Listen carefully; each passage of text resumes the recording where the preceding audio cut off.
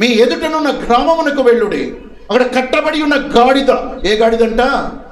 కట్టబడి ఉన్న గాడిద, దానిని విప్పి నా యొద్దకు తోలుకొని రండి.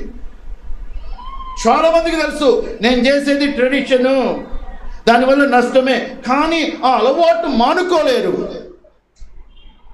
అవి ఆచారాలైనను పాపమైన కొన్ని మానవాచారాలు ఉంటాయి, దేశం నుండి సంక్రమించిన ఆచారాలు ఉంటాయి.